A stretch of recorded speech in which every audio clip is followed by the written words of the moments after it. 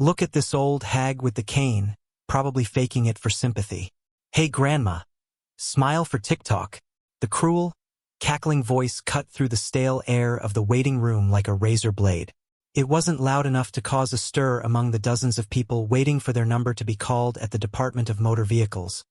But it was loud enough for its target, an elderly woman with weary eyes and a walker, to hear. Humiliation painted a faint flush across her weathered cheeks. But she didn't turn around. She simply tightened her grip on the walker's handles, her gaze fixed on a scuff mark on the linoleum floor. This wasn't the first time she'd faced casual cruelty based on her age and infirmity, but having it amplified for strangers on the internet felt particularly invasive, particularly debasing. A phone camera flashed, blinding her peripheral vision for a second, followed by more snickers. It was the price, she supposed, of existing visible and vulnerable in a world that valued quick judgment over quiet dignity. If you believe that true heroes walk among us unseen, and that respect is earned, not assumed, comment respect below. Eleanor Vance was not just an elderly woman with a walker. She was 74 years old, her silver hair neatly tied back in a bun. Her worn but clean clothes speaking of careful frugality, not poverty. Her eyes, though shadowed by fatigue and age, held a depth that hinted at storms weathered and battles fought, battles far removed from the fluorescent hum of a government building.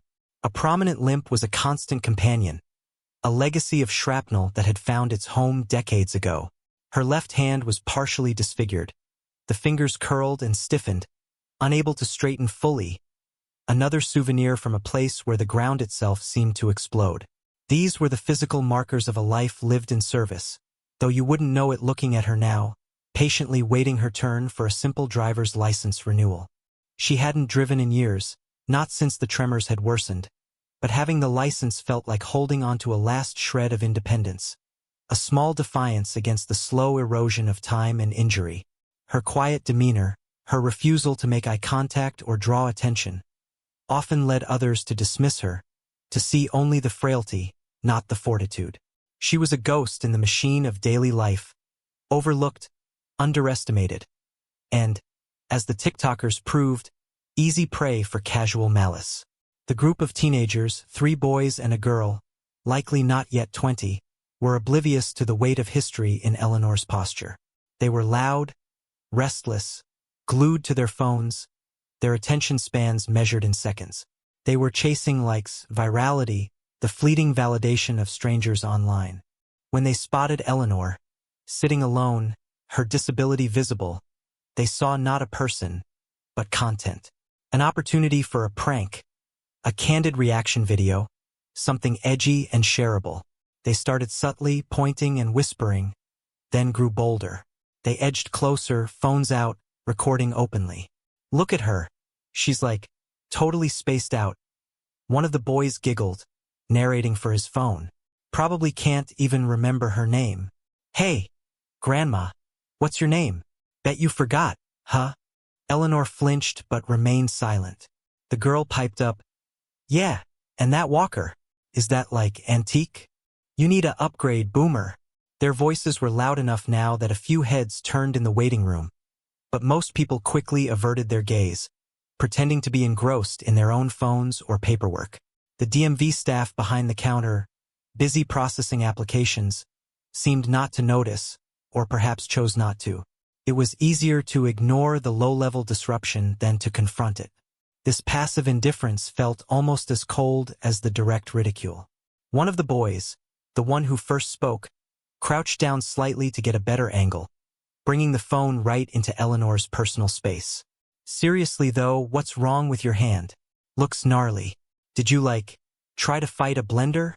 He zoomed in on her gnarled fingers. Eleanor finally spoke, her voice raspy but clear. Please, leave me be. And stop filming me. Her plea was met with a chorus of mocking laughter. Oh, Grandma doesn't like the spotlight. Too bad. You're going viral. The girl snatched the phone from the boy. Let me post this. Caption it. Savage encounter with a wild boomer at the DMV. Hashtag elderly, hashtag disabled, hashtag fail, hashtag pranked, hashtag viral. She typed furiously, a smug grin on her face, then hit post. The video, raw and cruel, featuring Eleanor's distressed face and her disfigured hand, was now live, beamed out into the digital ether for anyone to see and judge. Eleanor felt a deep, burning shame wash over her. It wasn't just the public mockery. It was the utter lack of human decency, the reduction of her being to a spectacle for fleeting amusement. But years of rigorous discipline, of controlling her reactions under unimaginable pressure, kicked in. She took a slow, deep breath, focused on the scuff mark again, and willed herself to become invisible. Miles away, in a secure office in the White House, senior advisor Michael Chun, a man whose sharp suits couldn't hide the coiled readiness of a former Marine Corps Force reconnaissance officer, was taking a rare 5-minute break, scrolling through a curated feed of trending local content from the nation's capital. A small part of his job to stay informed about the public mood. His thumb stopped. He rewound the short video clip, watching the cruel interaction unfold in a drab DMV waiting room. His jaw tightened at the casual brutality, the disrespect for an elderly, visibly disabled woman. Then his eyes narrowed. He watched it again, zooming in on the frame showing the woman gripping her walker. On the sleeve of her simple jacket, partially obscured, was a faded patch. It wasn't a standard unit patch, not anymore. It was a symbol associated with a highly specialized, deeply revered, and largely unacknowledged unit from a brutal, distant war. And on her walker, near the handle, was a small, intricately carved wooden detail, a specific, almost mythical symbol passed down through generations of warriors in that unit. Chun had only ever seen one other like it in a museum archive belonging to a legend. His blood ran cold as he zoomed in further on her face. The weary eyes, the distinctive scar near her temple. Couldn't be. He quickly cross-referenced the video's metadata for location and time, then ran a rapid search through secure military databases, filtering for veterans matching the rough age, location, and unit indicators. The name that came back made the air leave his lungs. Sergeant Major Eleanor Vance. Retired. The legendary Ghost Fox. A name whispered in hushed tones among veterans of certain conflicts. A name associated with impossible survival, strategic genius under fire, and an almost superhuman capacity for courage and sacrifice. The Purple Hearts, the Silver Star, the commendations were listed, but the real story, the one that lived in the oral history of the Corps, was far more profound. She hadn't just served. She had saved lives, turned the tide of battles, operated in the shadows with unparalleled skill and resilience, often while wounded. And those hands, those were the hands of a warrior who had endured unimaginable pain, who had used those hands to fight when others couldn't, to drag wounded comrades to safety, to perform battlefield medicine under fire.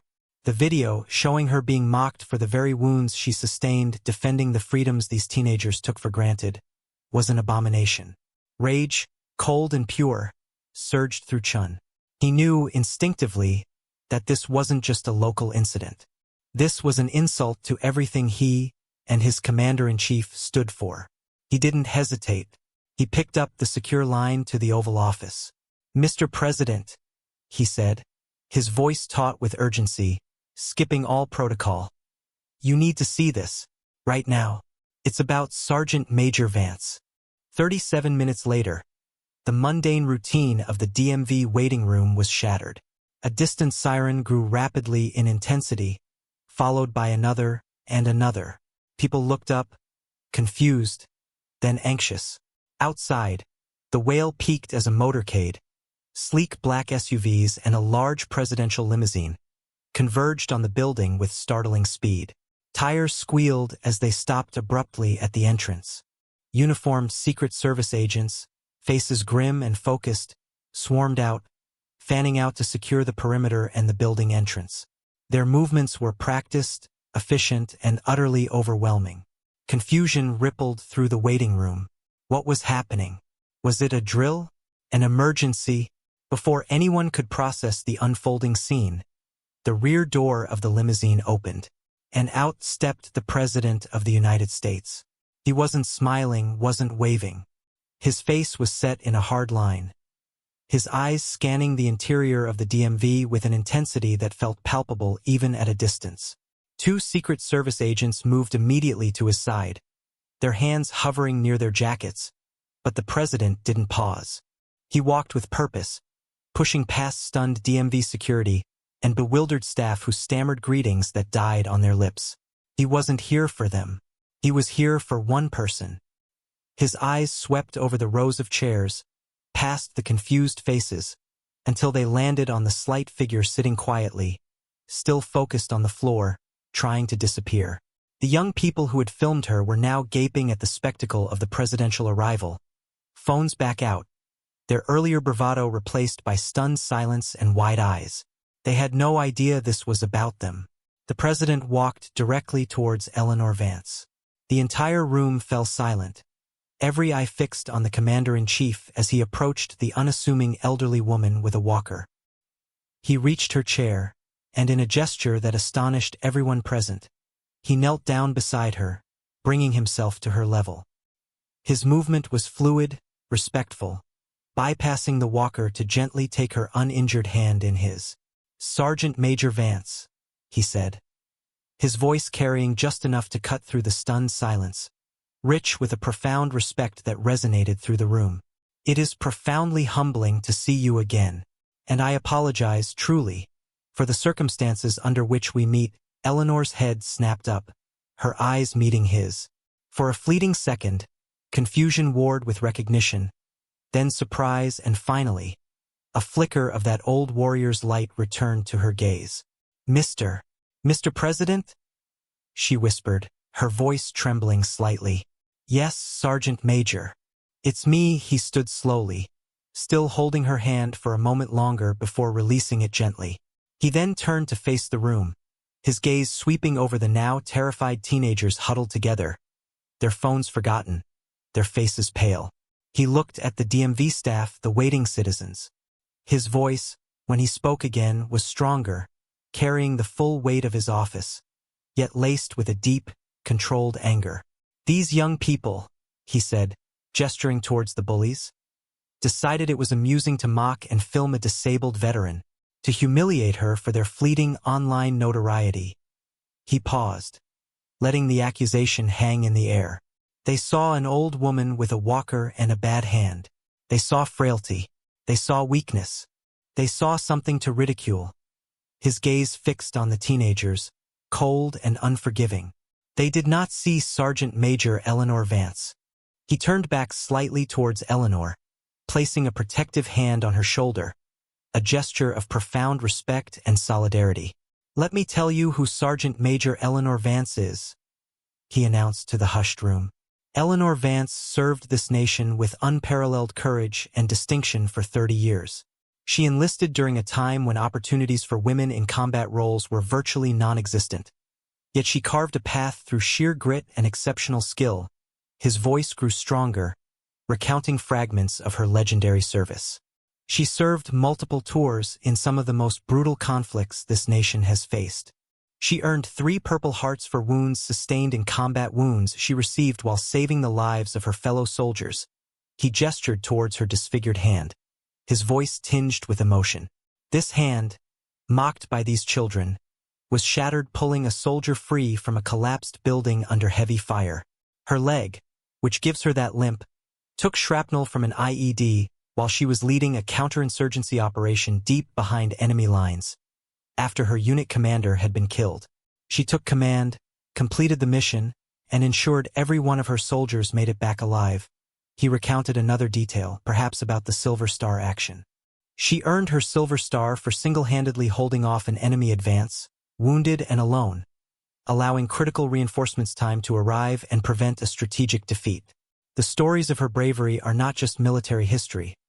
They are the bedrock of the kind of sacrifice that allows people in this country to live their lives freely, to sit in places like this DMV without fear. He looked back at the bullies, his expression hardening. "And you," he said, his voice dropping to a dangerous calm, "you saw fit to spit on that sacrifice, to mock the visible cost of the very freedom you exploit." He turned to his Secret Service detail and the local police officers who had arrived with the motorcade. "Identify these individuals," he commanded, his voice like steel. "They are to be taken into custody immediately. For harassment, for filming without consent, and frankly, his voice rose slightly, echoing the full force of his presidential authority. For a level of public disrespect for a national hero that borders on criminal.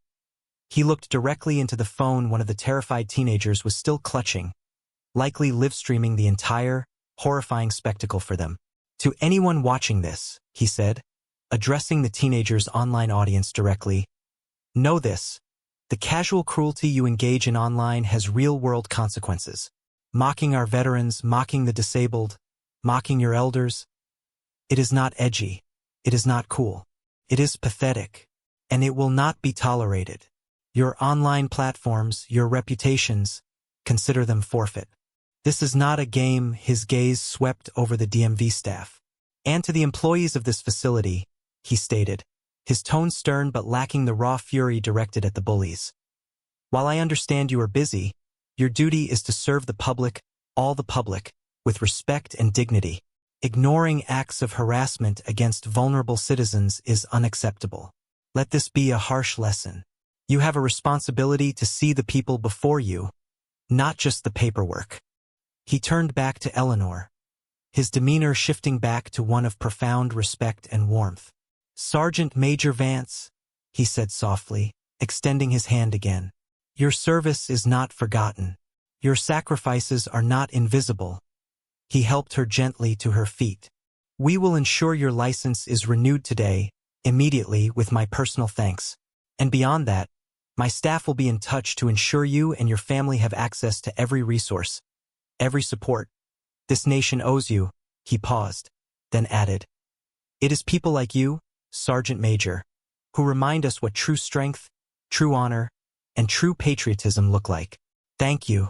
For everything. The room remained silent, processing the unbelievable scene. The teenagers, pale and shaking, were being quietly escorted out by officers, their phones confiscated, their online world collapsing around them. The DMV staff looked shell-shocked, some covering their mouths, others wiping away tears. Other citizens in the waiting room began to slowly, tentatively, stand, looking at Eleanor Vance with newfound awe and respect. Some offered quiet words of thanks, others simply nodded, their eyes reflecting the profound impact of witnessing such a moment. The ghost fox had been seen. The president stayed with Eleanor for a few more minutes, speaking quietly, perhaps sharing a memory or simply ensuring she was all right. He assigned a senior aide to personally handle her affairs at the DMV and arrange for any future needs. As the president prepared to leave, the aide, Michael Chun, approached Eleanor. He didn't speak, but simply met her gaze and rendered a slow, perfect salute. A silent, heartfelt acknowledgement from one warrior to a legend. Eleanor, despite her stiff hand, managed a small, reciprocal gesture, a slight raising of her fingers to her temple. It was a salute that spoke volumes of shared experience, of sacrifices only they could truly understand. As the president's motorcade pulled away, leaving behind an altered atmosphere in the DMV, Eleanor Vance, no longer invisible, was escorted to the front of the line, treated with a reverence that had been earned decades ago on distant battlefields. She left the building later that day, not just with a renewed driver's license, but with her dignity publicly, powerfully, and irrevocably restored. A living testament to the truth that the greatest heroes often walk among us in plain sight, their strength hidden beneath the surface, waiting only for the right eyes to see. The sight of Sergeant Major Vance, an American hero, being publicly shamed for her service-connected disabilities by callous online bullies was a stark, painful reminder that we sometimes fail to recognize the immense contributions and sacrifices of those who have protected our freedoms. Her vindication, orchestrated by the highest office in the land, sent a powerful message. That true worth is not measured by fleeting online popularity or superficial appearance, but by character, courage, and sacrifice. It served as a stark warning against casual cruelty and a profound affirmation of the respect and honor owed to our veterans, particularly those whose service has left visible, permanent marks. The lingering image of Eleanor Vance, standing tall with quiet dignity, head held high after decades of silent endurance, underscored the story's core message. Never judge a book by its cover, for within the most unassuming covers, you may find the story of a legend. If this story moved you, And if you believe in honoring our nation's heroes and treating every individual with the respect they deserve, please subscribe to my channel for more stories of hidden heroism, resilience, and vindication. Share this video to spread the message that true honor is never forgotten, and that disrespect for those who serve will have consequences.